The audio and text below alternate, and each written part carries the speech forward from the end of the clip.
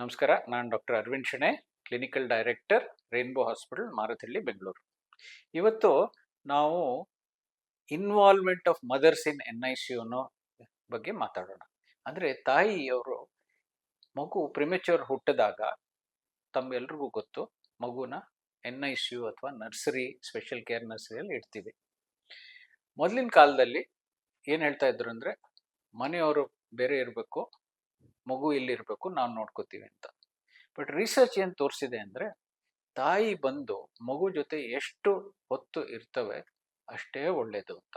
So ತಾಯಿಯವರು ಪಾಪುವನ್ನ ನೋಡ್ಕೊಳ್ಳೋದು ಪ್ರಿಮಚ್ಯೂರ್ ಇದ್ರೂ ಕೂಡ ನಮ್ಮ ನರ್ಸರಿಯಲ್ಲಿ ಅವ್ರನ್ನ ಕರಿತೀವಿ, ಬನ್ನಿ ಅಂತ.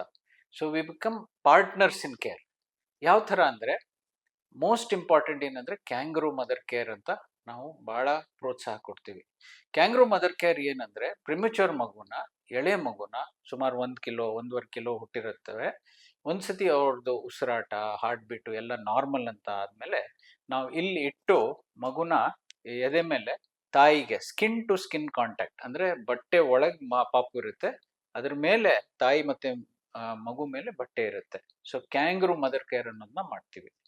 ಕ್ಯಾಂಗ್ರೂ ಮದರ್ ಕೇರ್ ಮಾಡಿದ್ರೆ ಏನು ಸೈನ್ಸಲ್ಲಿ ಏನು ಕಂಡುಹಿಡ್ದಿದ್ದೀವಿ ಅಂದರೆ, ಮಗುದು ಬೆಳವಣಿಗೆ ಚೆನ್ನಾಗಿರುತ್ತೆ, ಹಾರ್ಟ್ ರೇಟು, ಬ್ರೀದಿಂಗು ನಾರ್ಮಲ್ ಇರುತ್ತೆ, ಆಕ್ಸಿಜನ್ ಲೆವೆಲ್ಲು ಚೆನ್ನಾಗಿರುತ್ತೆ, ಮತ್ತು ಆಹಾರನೂ ಅದಕ್ಕೆ ಚೆನ್ನಾಗಿರುತ್ತೆ, ಇನ್ಫೆಕ್ಷನ್ಸ್ ಕಮ್ಮಿ ಆಗುತ್ತೆ.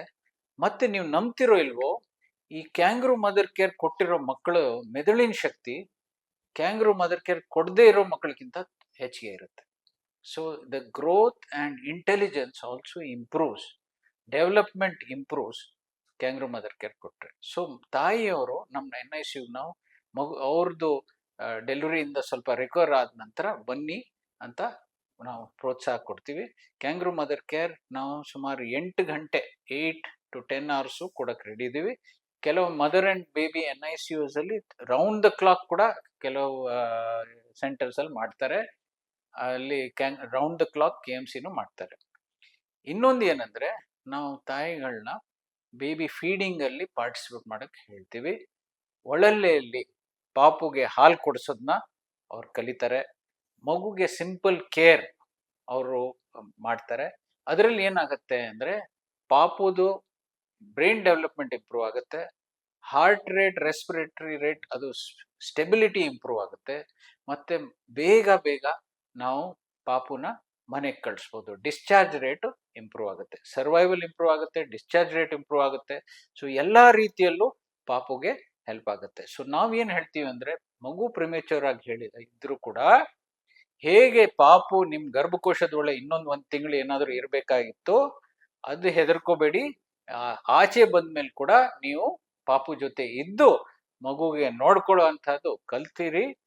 ಬೇಗ ನೀವು ಮನೆಗೆ ಹೋಗ್ಬೋದು, ಪಾಪುನು ಚೆನ್ನಾಗಿ ಬೆಳೆಯುತ್ತೆ. ಮತ್ತು ಕ್ಯಾಂಗ್ರೂ ಮದರ್ ಕೇರ್ ಆದಷ್ಟು ಕೊಡಿ ಅಂತ ನಾವು ನಮ್ಮ ಪೇಷಂಟ್ಸ್ನ ಎಲ್ಲ ಹೇಳ್ತೀವಿ. ನಮಸ್ಕಾರ.